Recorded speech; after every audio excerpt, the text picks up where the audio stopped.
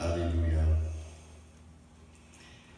Alors, c'est encore un plaisir de se réunir, de pouvoir se réunir. Et on est au début d'une nouvelle année.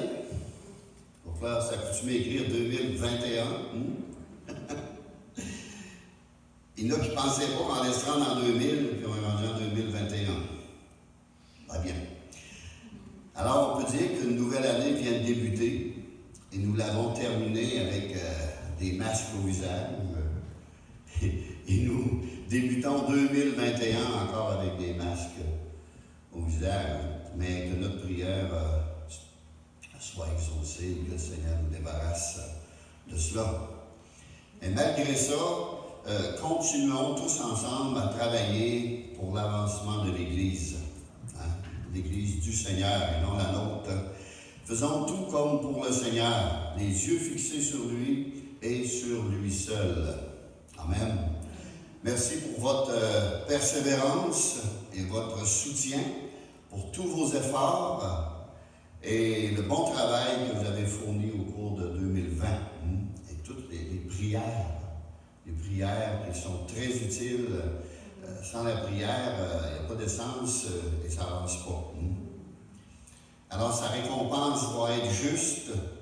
Continuons à œuvrer pour le Seigneur et à rechercher les choses d'en haut.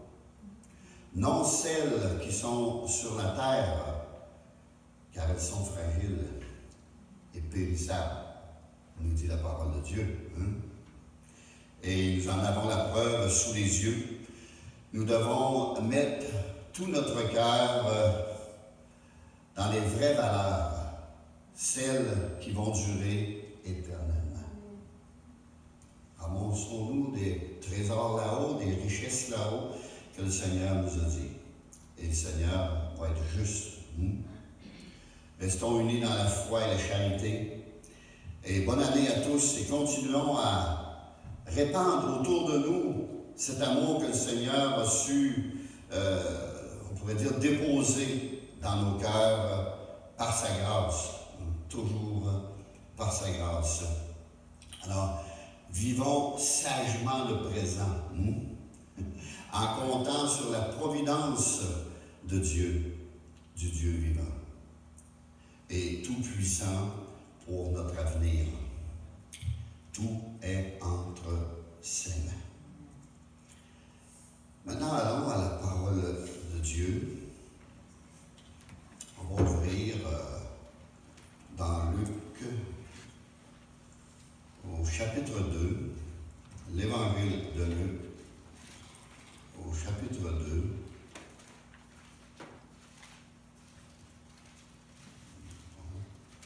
Un peu plus, puis à 7 ans. Je prêche ce matin sur la bonne nouvelle. Thème, la bonne nouvelle.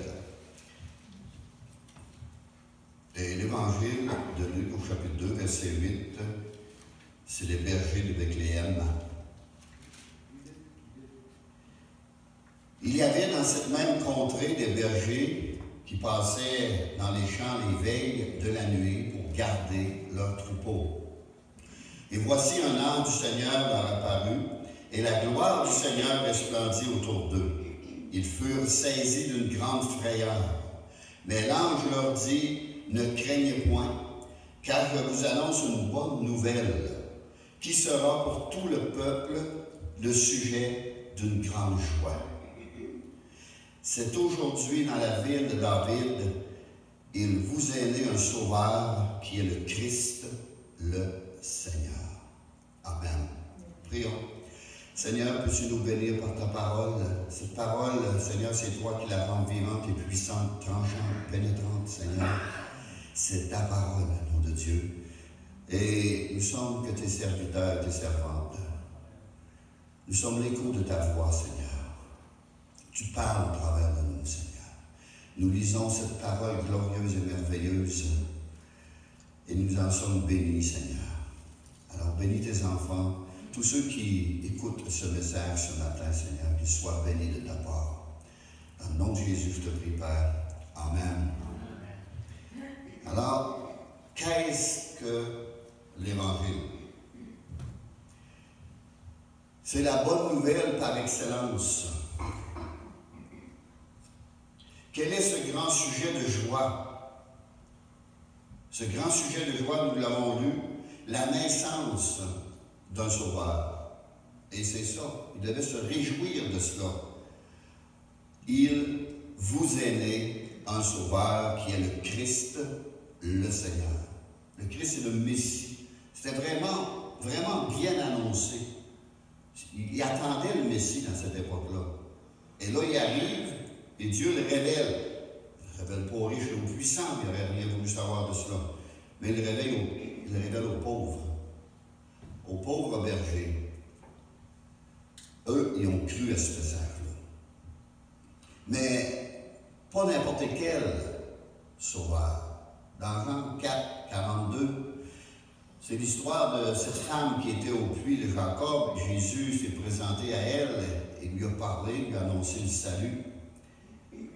Au verset 42, Jean 4, 42, il disait à la femme qui les avait invités à venir entendre ce que Jésus disait à son village.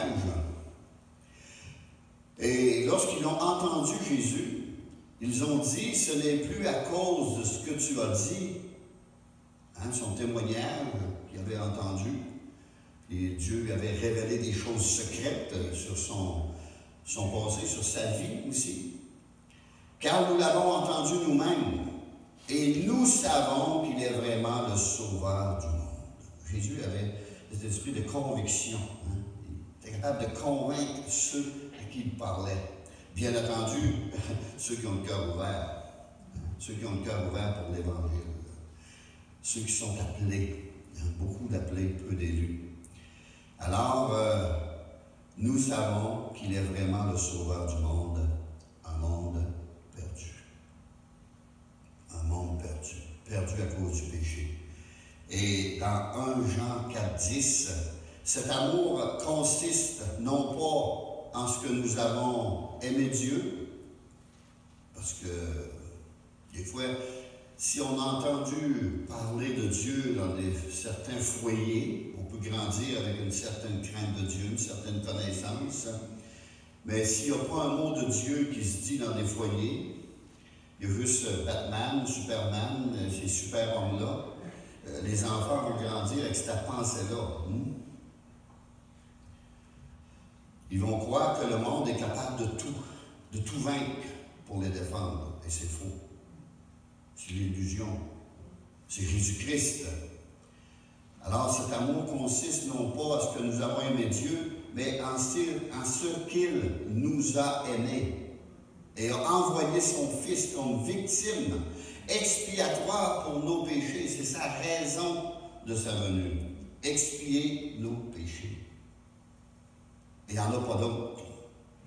Dans Jean 3,16, moi j'aime le citer, je l'ai appris par cœur dès mon enfance, car Dieu a tant aimé le monde qu'il a donné son Fils unique, afin que quiconque croit en lui ne périsse point, mais qu'il obtienne la vie éternelle.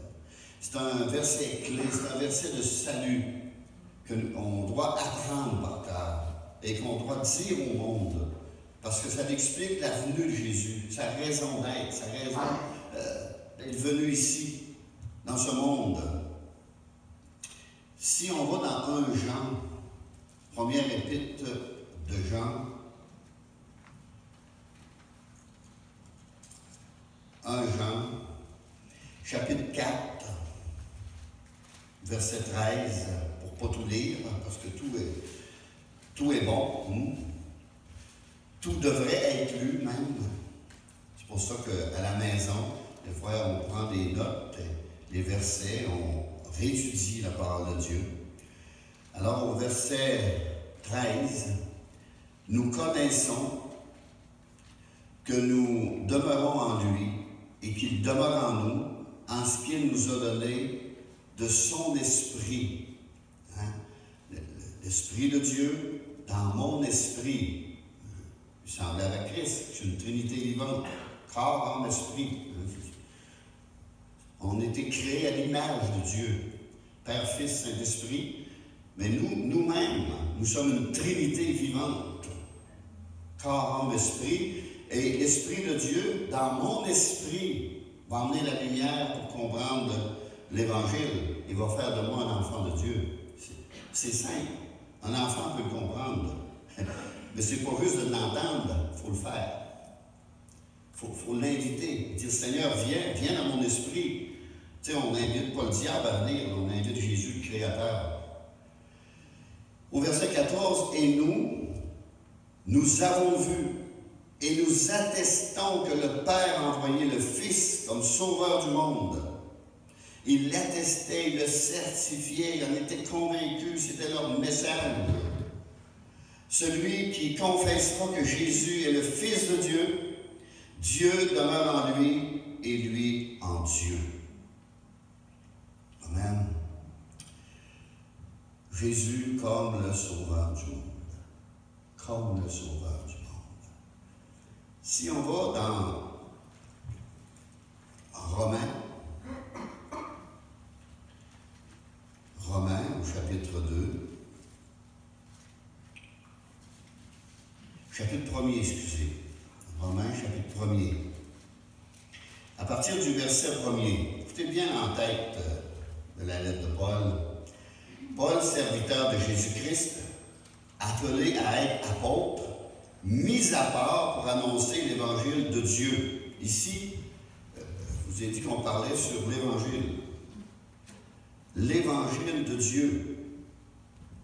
Alors ici, je ne sais pas si vous pouvez le souligner dans votre Bible, mis à part pour annoncer l'évangile de Dieu. Il y a l'évangile de Jésus-Christ.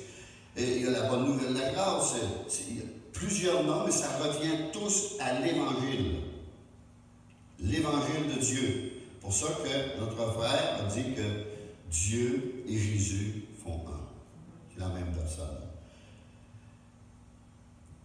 L'évangile de Dieu qui avait été promis auparavant de la part de Dieu par ses prophètes dans les Saintes Écritures. Vous souvenez-vous, les deux disciples sur le chemin d'Emmaüs, et Jésus est arrivé à eux autres qui croyaient Jésus mort et enterré et disparu pour l'éternité. Et Jésus a commencé par leur expliquer les Saintes Écritures. Dans les psaumes, dans la Bible, plein de livres où ce qui annonce la venue de Jésus. La résurrection, la mort et la résurrection de Jésus-Christ aussi. Tu ne permettras pas que ton sein voie la corruption. C'est bien écrit dans les psaumes. Et Jésus a tout montré ça. Et là, par un miracle, le Seigneur nous a ouvert les yeux et ils ont compris. Ils ont compris. Alors, par ces prophètes, dans les Saintes Écritures, et il y a des écrits qui sont 700 ans avant Jésus-Christ, 800 ans avant Jésus-Christ, etc. Et qui concernent son fils, né de la postérité de David selon la chair, et déclaré fils de Dieu avec puissance, selon l'esprit de sainteté, par sa résurrection d'entre les morts, Jésus-Christ, notre Seigneur. On vient de lire la Trinité, je ne sais pas si vous vous êtes rendu compte. L'Évangile de Dieu, le Fils de Dieu et le Saint-Esprit. On vient de lire la Trinité dans ce mystère, dans ce passage. Alors, l'Évangile est nommé l'Évangile de Dieu. Cette bonne nouvelle venait de Dieu. C'était de lui que cette bonne nouvelle tire son origine. Et le contenu de ce message, Dieu pardonnera tous nos péchés et il vous délivrera du péché et de son pouvoir. Et il vous donnera un espoir, une espérance éternelle. Une espérance éternelle. Le monde sont sans espoir, sans espérance. Mais lorsque nous avons cette espérance éternelle, comment ainsi dire, nous avons vaincu la mort. Parce qu'avec Jésus, on vit éternellement. Dans Romains 1,16, car je n'ai point honte de l'Évangile. Paul dit, je n'ai point honte de l'Évangile. C'est la puissance de Dieu pour le salut de quiconque croit. Le salut, s'il y a un salut, c'est parce qu'on est perdu. On a besoin d'être sauvé quelque part. Et l'homme, sans Dieu, est perdu. Alors, Paul dit, je n'ai point honte de l'Évangile, c'est la puissance de Dieu pour le salut de quiconque croit. On va regarder dans 1 Corinthiens,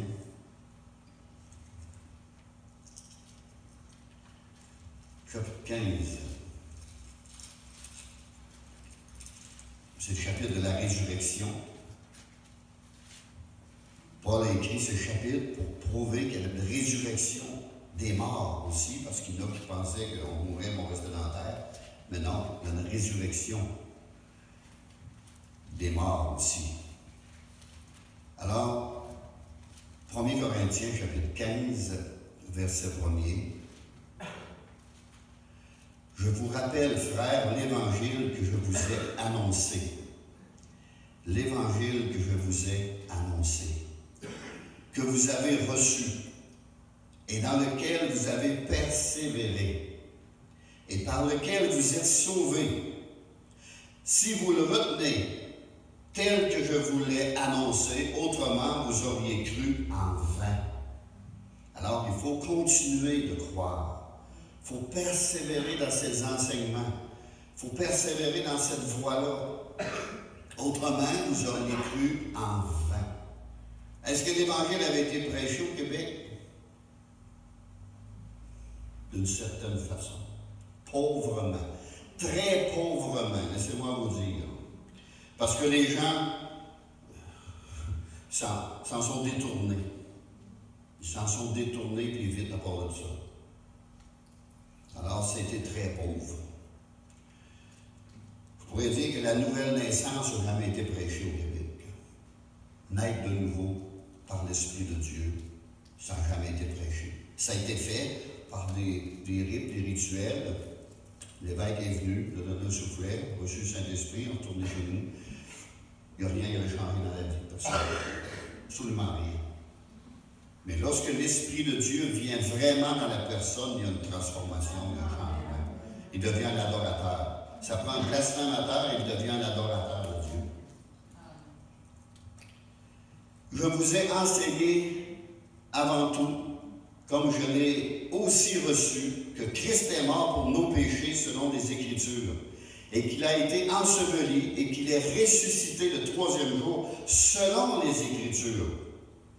Enseveli selon les Écritures et ressuscité selon les Écritures. Des Écritures sur la base de tout. Si on veut savoir si quelque chose est vrai, il faut aller dans la vérité, dans les Saintes Écritures, qui sont la vérité, une vérité prouvée, mes amis. Prouvée, elle est réelle. Verset 5. Et qu'il est apparu à Céphas, puis aux 12. Jésus, après sa résurrection, a fait des apparitions. Ensuite, il est apparu à plus de 500 frères à la fois. 500 témoins, à part des 12. Ça commence à faire des témoins d'un village, dont la plupart sont encore vivants et dont quelques-uns sont morts. Ça veut dire que vous allez voir ceux qui sont vivants puis qui vous racontent ce témoignage qu'ils ont vu Jésus-Christ. Les preuves étaient là. Aujourd'hui, ils essayent de nous faire croire que Jésus n'est pas ressuscité. Il y avait toujours bien 500 témoins. Pas un, 500. Puis je suis certain qu'ils étaient prêts à mettre leur vie en jeu. Puis aujourd'hui, hey, un moment donné, il faut se réveiller à quelque part, là. Ensuite, il est apparu à Jacques, le frère de Jésus, puis à tous les apôtres. Après eux tous, il m'est aussi apparu à moi comme à l'avorton, l'apôtre Paul, car je suis le moindre des apôtres, et je ne suis pas digne d'être appelé apôtre, parce que j'ai persécuté l'Église de Dieu. Paul avait persécuté l'Église de Dieu, il avait mis des personnes en prison, il avait approuvé le meurtre d'Étienne, etc. Il croyait bien faire, mais il marchait dans les ténèbres, puis il explique plus loin qu'il marchait dans les ténèbres, dans la noirceur. Mais heureusement, Dieu l'a ouvert les yeux. Et prions pour que Dieu nous ouvre aussi les yeux. On a besoin d'avoir les yeux ouverts, de marcher les yeux ouverts. L'Évangile est aussi appelé la bonne nouvelle de la grâce de Dieu. La bonne nouvelle de la grâce de Dieu. Si on va dans le livre des Actes, Actes des Apôtres au chapitre 2, chapitre 20, excusez, des fois ça arrive, qu'on nomme pas la bonne référence, mais on a le droit de se reprendre. Alors, dans Acte 20, au verset 24, c'est Paul encore qui parle.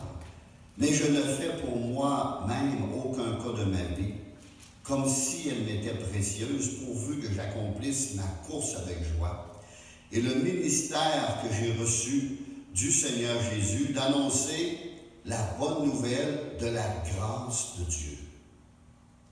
Une grâce, c'est un cadeau immérité. C'est une faveur qu'une personne fait à notre égard. Admettons que vous passez en cours, vous êtes coupable. Et le juge dit, je te fais grâce. Efface tout cela. J'efface tout cela. J'ai déjà passé en cours et le juge m'a fait grâce parce qu'il y avait eu une erreur sur leur papier. La date avait été oubliée d'être écrite. Et lorsque le juge a lu le papier, il dit, il n'y a pas de date sur ce papier-là, autant que vous, t'es libre. Alors, j'ai su c'était quoi la grâce. L'évangile de la grâce de Dieu, du cadeau de Dieu. Alors, le ministère que j'ai reçu du Seigneur Jésus d'annoncer la bonne nouvelle de la grâce de Dieu, c'est uniquement par pure grâce qu'on le reçoit, qu'on reçoit ce salut merveilleux, ce salut unique. Pouvons-nous réaliser ce que signifie une grâce qui nous est offerte par un Dieu tout-puissant? C'est une faveur extraordinaire qui nous est accordée gratuitement, sans aucun prix, rien à payer, juste à l'accepter. La grâce de Dieu, c'est la puissance de Dieu à l'œuvre en notre faveur par son amour et sa miséricorde. Cette grâce a été manifestée en Jésus-Christ. Et si on va dans Éphésiens, pour ceux qui connaissent c'est quoi la grâce, on sait c'est quoi qu'il y a décrit dans Éphésiens au chapitre 2. C'est une grâce merveilleuse. Une grâce gratuite. La bonne nouvelle de la grâce. Le titre de Éphésiens, chapitre 2, qu'on n'a jamais entendu lire dans une église dans laquelle on allait lorsqu'on était petit, est bien écrit dans la Bible, dans toutes les Bibles.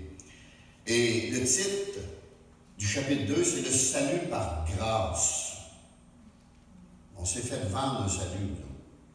Mais ici, il est gratuit.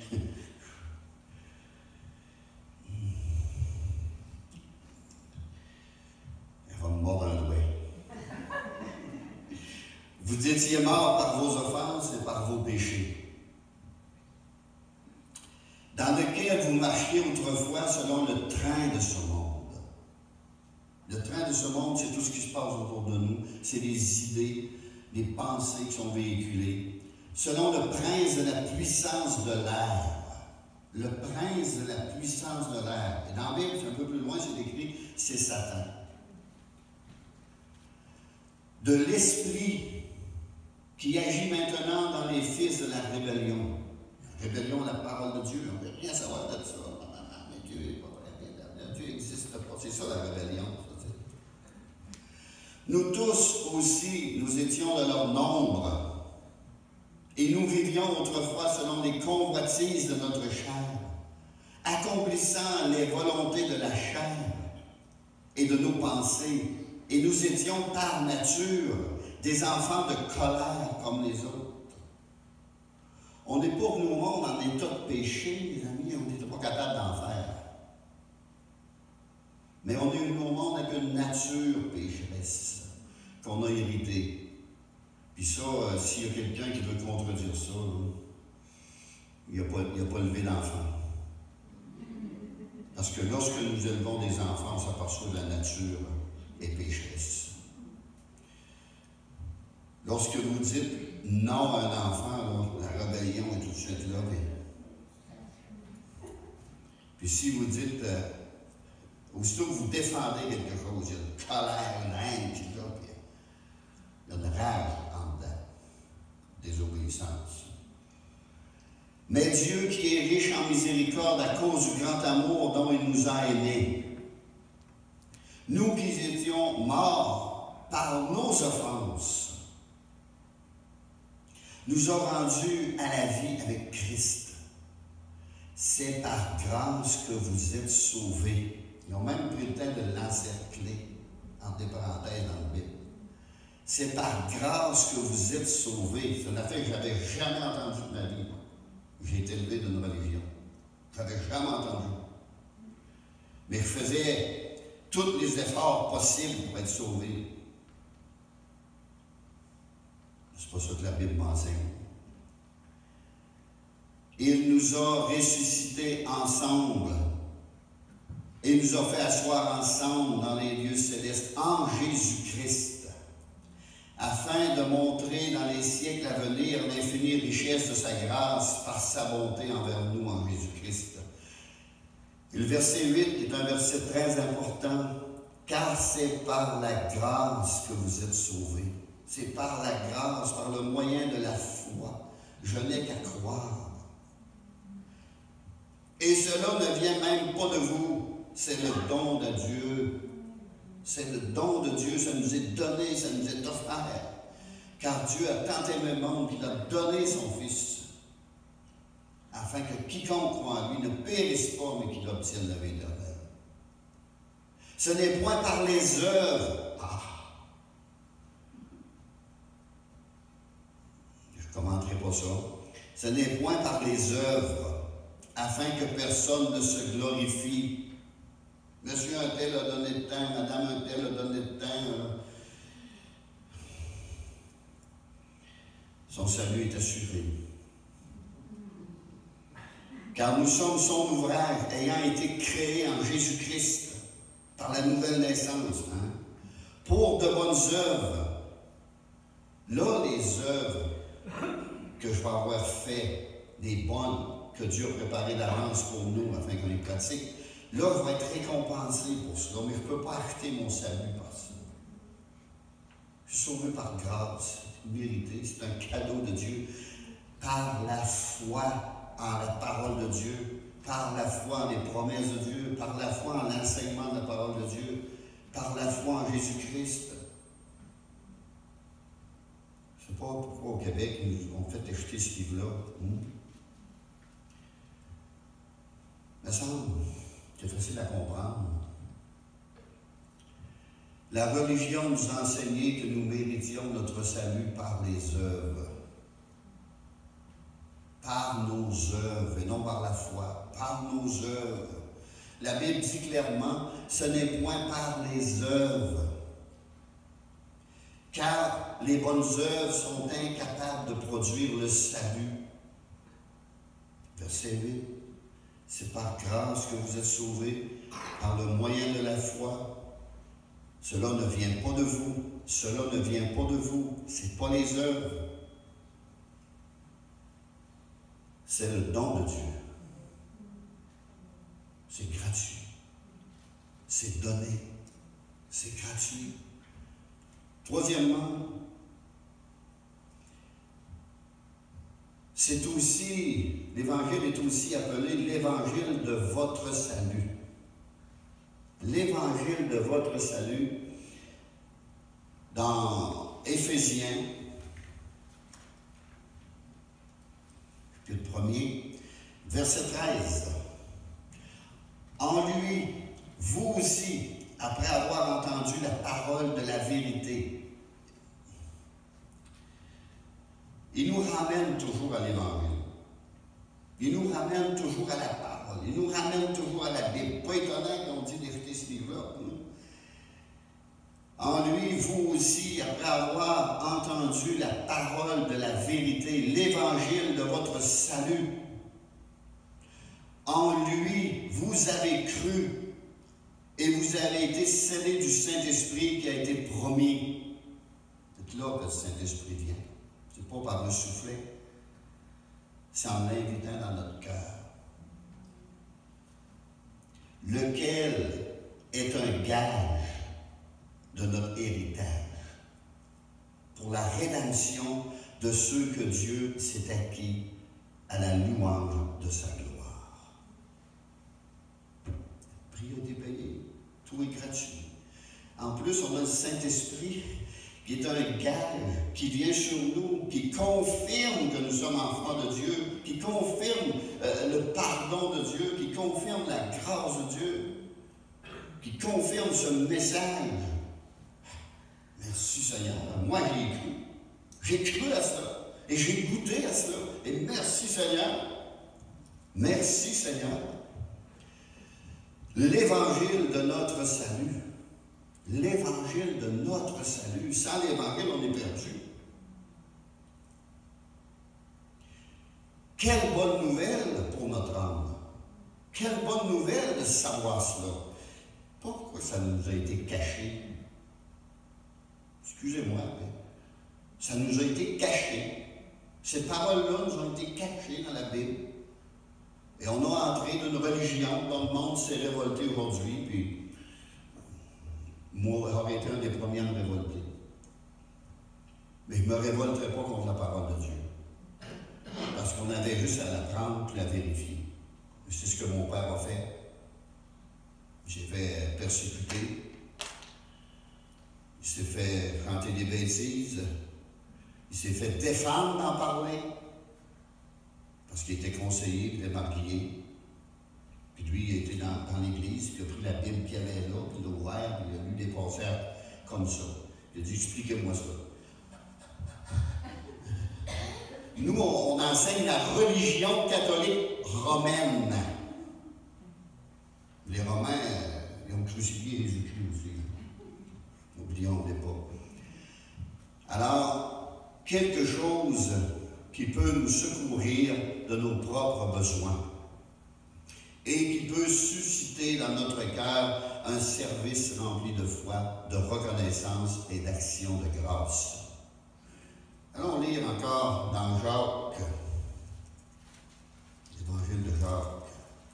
Jacques est un des frères de Jésus, comme on a vu tout à l'heure, qui s'est converti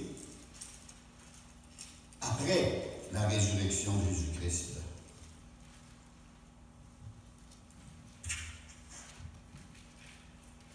Jacques 1, verset 16. Ne vous y trompez pas, mes frères bien-aimés. Toute grâce excellente et tout don parfait descendu d'en haut, parle de Jésus-Christ, du Père des Lumières. Dieu est le Père des Lumières. C'est lui qui nous éclaire, c'est lui qui nous donne le Saint-Esprit, chez lequel il n'y a ni changement, ni ombre de variation.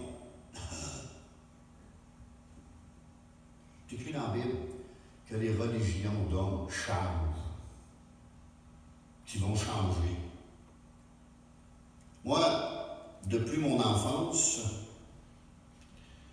quand j'ai pratiqué la religion, à aujourd'hui, elle n'a même pas envie de se ressembler. Elle a tellement changé, il y a tellement eu de changements, ça ne se ressemble même plus. On ne pourrait même pas la reconnaître. Ici, il est en train de me dire que la Bible, la parole de Dieu, Père des Lumières, chez lequel il n'y a ni changement ni onde de variation, il nous a engendrés selon sa volonté, par une parole de vérité, la Bible, afin que nous soyons en quelque sorte les prémices de ces créatures, les premiers, naissance spirituelle, naître de nouveau. C'est quelque chose. Alors oui, il nous a engendrés selon sa volonté, par la parole de vérité. La Bible est la vérité. Jésus a dit, je suis le chemin, la vérité et la vie. Nul ne vient au Père que par moi. Il me semble que c'est simple. C'est tellement simple à comprendre. Mais c'est sûr que lorsqu'on s'est fait enseigner qu'il y a plusieurs médiateurs, il y a plusieurs chemins pour aller au ciel, il y a plusieurs dieux, peu importe le nom, c'est tout le même, on vient troubler quand on lit des passages de même. La Bible va vous troubler énormément, là, parce que vous allez avoir été enseigné d'une certaine façon, puis la Bible va défaire tout cet enseignement-là.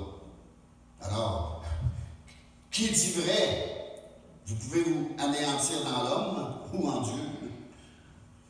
Moi, j'aime mieux m'anéantir en Dieu. J'aime mieux croire la parole de Dieu. Peut-être que dans le temps, il y avait des mondes pas assez instruits pour comprendre, pour lire. Mais aujourd'hui, on est assez intelligent pour savoir ce qu'on lit. Les mots sont les mots. Là. Puis si on ne les comprend pas, il y a des dictionnaires pour nous expliquer le sens du mot véritable.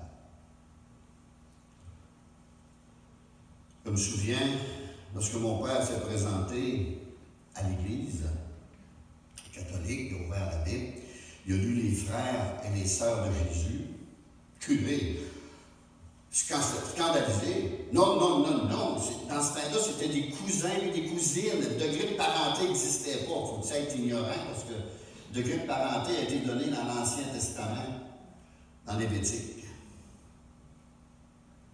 Il est tout là, le degré de parenté. Dans la Bible, dans le Nouveau Testament, le mot cousin était écrit aussi. Mon père a viré quelque part, il dit cousine Élisabeth, le cousin Jean-Baptiste était le cousin de Jésus. C'est écrit le mot cousin. Ici, c'est écrit frère et sœur, enfant de Marie.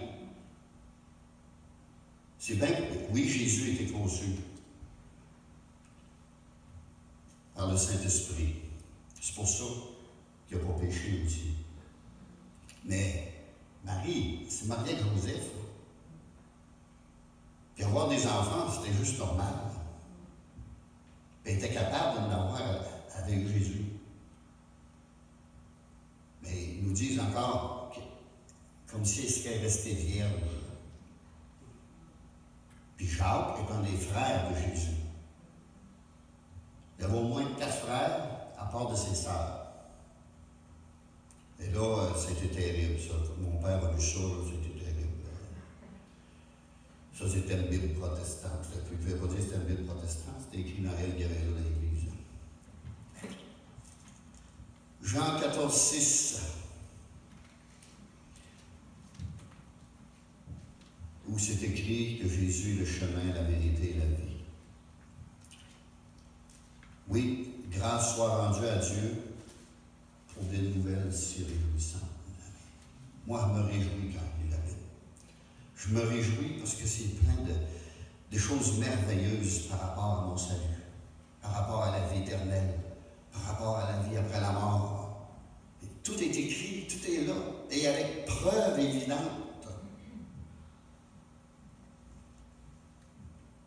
L'Évangile est aussi appelé l'Évangile éternel. Dans Apocalypse, le livre de l'Apocalypse,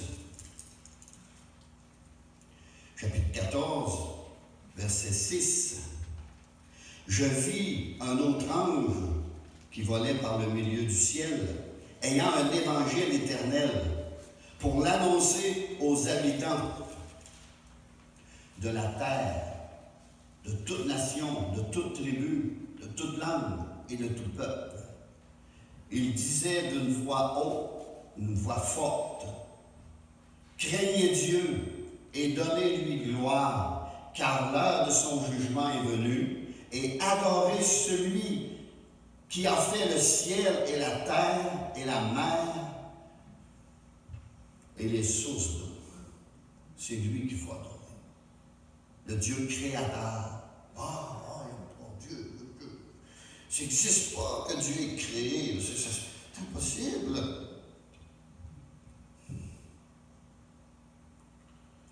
La Bible est remplie de surnaturel.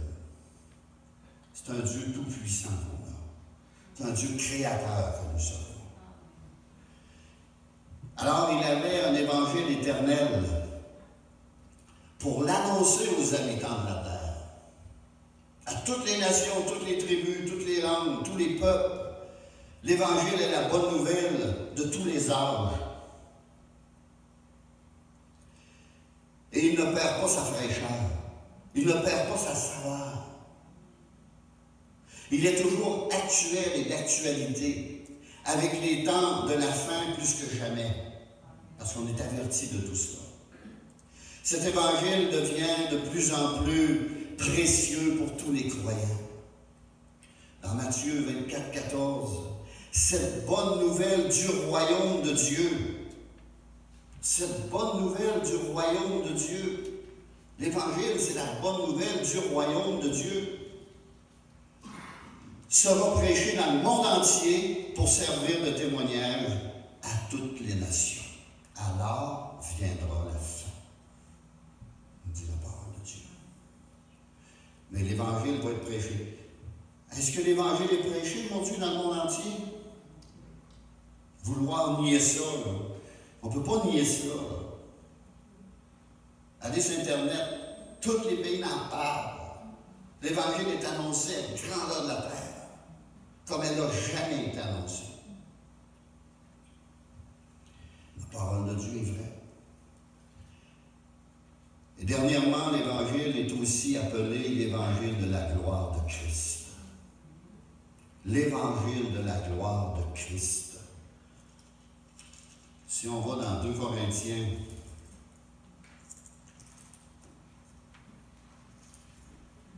chapitre 4, verset 3. Écoutez bien, c'est sérieux ce qu'on dit là. Si notre évangile est encore voilé, fait que ceux qui lisent, qui ne comprennent pas et ne voient rien, il est voilé pour ceux qui périssent. Juste ça, où ça serait assez pour me réveiller.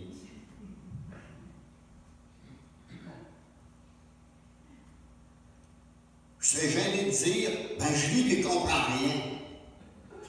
Si notre évangile est voilé, il est voilé pour ceux qui périssent. Pour les incrédules dont le Dieu de ce siècle a aveuglé l'intelligence afin qu'ils ne vissent pas briller la splendeur de l'évangile de la gloire de Christ, qui est l'image de Dieu, comme le frère le dit, qui est l'image de Dieu. Celui qui m'a vu a vu le Père. L'évangile véritable, mes amis. L'évangile est véritablement glorieux. Mais il nous est parlé aussi de la bonne nouvelle de la gloire de Christ. C'est Jésus-Christ qui s'est donné lui-même. Il a subi une mort honteuse sur la croix. Et il est maintenant glorifié. Et il est devenu notre médiateur devant le trône de Dieu. Dieu veut que tous les hommes soient sauvés et parviennent à la connaissance de la vérité. C'est son désir. Il y a un seul Dieu véritable et aussi un seul médiateur, un seul vrai médiateur entre Dieu et les hommes, Jésus-Christ, homme, qui s'est livré de lui-même en rançon pour tous. On va aller le lire, on ne peut pas passer sans le lire.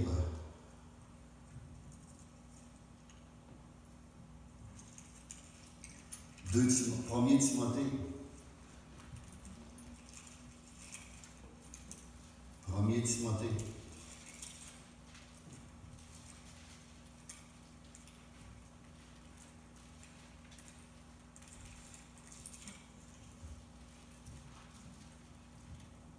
Chapitre 2. Vous savez, un jour, j'étais à l'hôpital. C'est là que j'ai été sauvé, premièrement, que Dieu m'a ouvert les yeux, à la suite d'un accident. Le Seigneur est venu me toucher. Il m'a fait réaliser ce salut si grand, si merveilleux. Et j'ai commencé à lire la Bible à l'hôpital. Et un matin, j'étais en train de lire ce passage. Vous savez, je ne lisais pas nécessairement la suite. Je faisais un peu comme tout le monde, j'allais un peu partout. Et ce matin-là, j'ai été un peu partout. J'ai ouvert là. Tu sais que Dieu nous dirige, puis Dieu nous guide. Hein? Et j'ai commencé à lire au verset 4. J'ai tout lu, mais 1er Timothée, chapitre 2, verset 4. Excusez, je suis là. J'ai regardé en haut ma table et dans l'ordre de Timothée. Bon. C'est écrit que Dieu veut que tous les hommes soient sauvés et parviennent à la connaissance de la vérité. Car il y a un seul Dieu et aussi un seul médiateur entre Dieu et les hommes, Jésus-Christ fait homme. Jésus était homme et était Dieu aussi. Qui s'est donné lui-même en rançon pour tous. C'est là le témoignage rendu en son propre temps. Et pour lequel j'ai été établi prédicateur et apôtre. Et je dis la vérité, je ne mens point, chargé d'instruire les païens dans la foi et dans la vérité. Je voulais te lire ça. Curé Rand. Il n'était jamais venu. Ça faisait 2 mois que j'étais là, couché sur le dos, la même position. Ah! Un jeune homme qui lit dans la Bible. Merveilleux. Il était tout content. Il dit, oui, mais là, vu que vous êtes prêt, il m'avait offert de prendre la communion et la confession. J'ai dit oui. J'ai dit oui parce que je ne savais pas la vérité, là.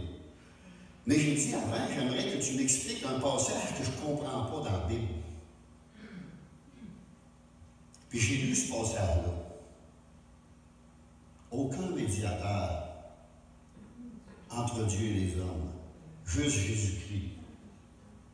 Là, il dit, lis-moi ça, là. Je lis. Il se fâche. Il s'enrage. Arrête de lire ça, tu vas venir fou. Tu comprends rien. Parti s'en aller. Moi, je ne savais pas c'était quoi un médiateur. J'avais 15 ans. Je ne savais pas c'était quoi un médiateur. Fait que moi, je voulais qu'il m'explique c'était quoi un médiateur. Là, il y avait un frère qui venait souvent, qui était infirmier. J'ai dit, moi, il a fait fâcher le curé un matin, mais je n'ai jamais su pourquoi. Il dit, lis-moi donc ça. Il dit, car il y a un seul Dieu, il y a aussi un seul médiateur entre Dieu et les hommes, Jésus-Christ. Je voulais qu'il me l'explique. Il est parti à rire, éclater de rire. C'est ce qu'il voulait faire. Il venait se placer entre Dieu et toi. Mais lui, il a allumé dans tout ça parce qu'il ne l'avait jamais vu lui-même. Mais il a ri. Tu veux bien l'avoir fait fâcher? Là, j'ai compris. J'ai su toute ma vie c'était quoi un médiateur. Quand j'ai eu quelque chose, après, il était à Jésus. Lui seul. Pour me confesser, j'étais à Jésus. Parce qu'en lisant la Bible, c'est lui qui pardonne les péchés. Pour la communion, je vais encore à Jésus, puis je communique avec mes frères et mes sœurs. Alors, quelle bonne et merveilleuse nouvelle. Vous savez comment que le Seigneur nous protège, nous, ses enfants. Il m'avait protégé, le Seigneur, ce matin-là. Là. Moi, c'est tout au hasard, il a fait ça. Là. Mais Dieu sait que. Il connaît les siens, ceux qui lui appartiennent.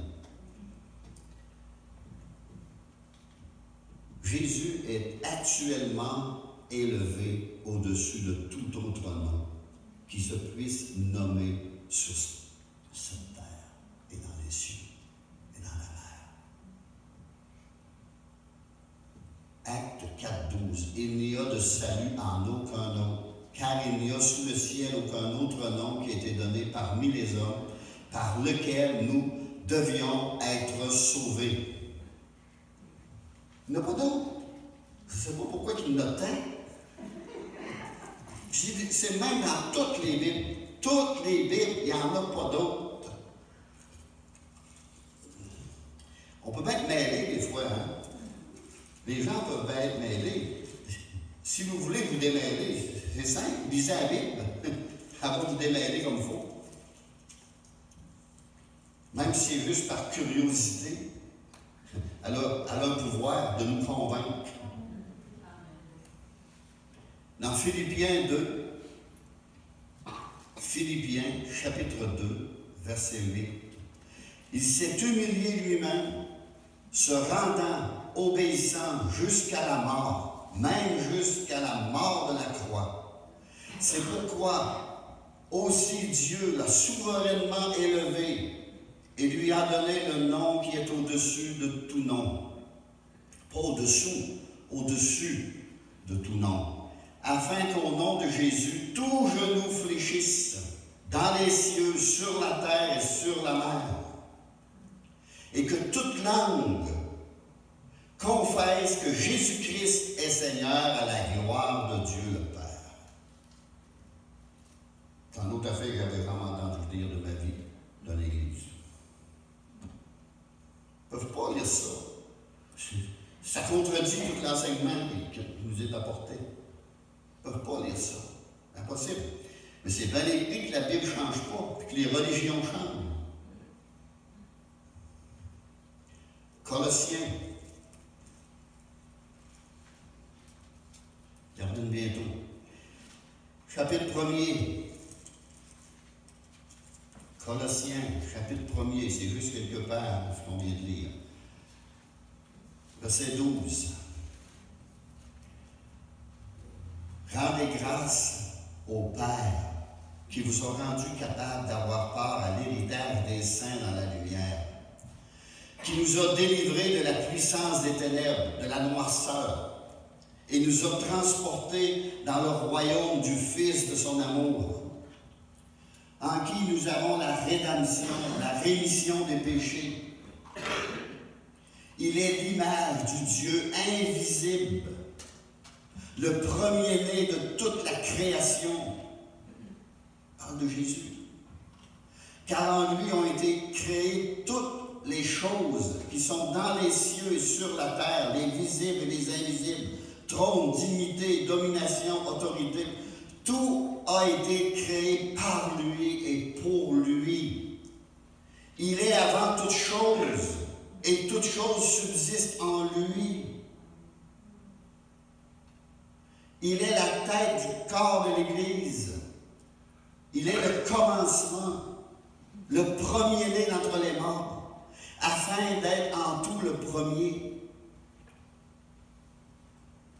Car Dieu a voulu que toute plénitude habite en lui. Il a voulu par lui réconcilier tout avec lui-même, avec Dieu. Il s'est servi de Jésus, Dieu fait chair. Tant ce qui est sur la terre que ce qui est dans les cieux, en faisant la paix par lui, par le sang de sa croix. Alors si on veut faire la paix avec Dieu, il faut aller par Jésus. Par le sang de sa croix. Et vous qui étiez autrefois étrangers et ennemis par vos pensées, pas ça que je pensais moi, je pensais à autre chose, parce que c'est autre chose qui m'a été enseigné.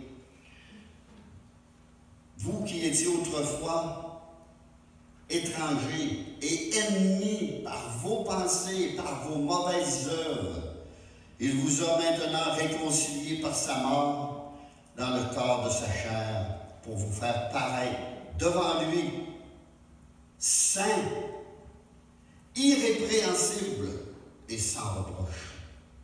Si du moins vous demeurez fondés et inébranlables dans la foi, sans vous détourner de l'espérance de l'Évangile que vous avez entendu, qui a été prêché à toute créature sous le ciel et dont moi, Paul, j'ai été fait ministre.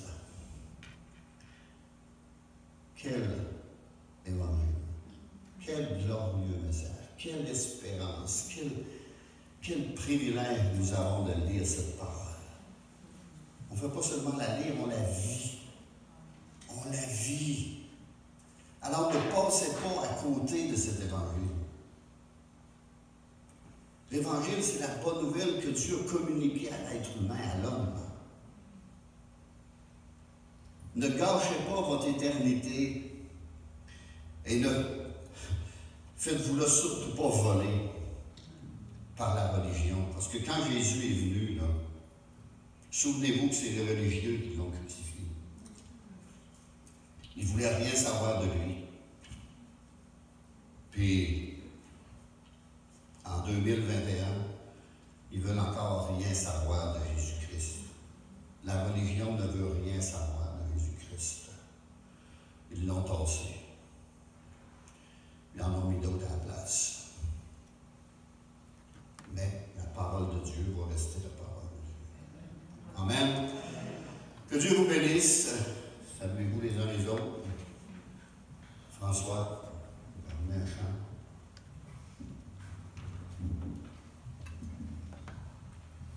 Quel bon message. C'est l'évangile pur et vrai. On va faire un chant, on va s'élever ensemble. Tu es ma force. Et qu'il soit notre force tout au long de l'année 2021. Qu'est-ce qui nous attend? On est dans sa main. On est dans sa main. Des fois, je compare ça à Beauce Carnaval. Je dis, ah oui. Vous souvenez-vous ce qu'on appelait les scramblers? Ça fait ça comme ça. C'est ça que tu vas rentrer dans le mur. Des fois, le Seigneur nous emmène dans des endroits aussi. Inquiète-toi pas, t'es dans le ciel. T'es dans sa main. Tu es la force.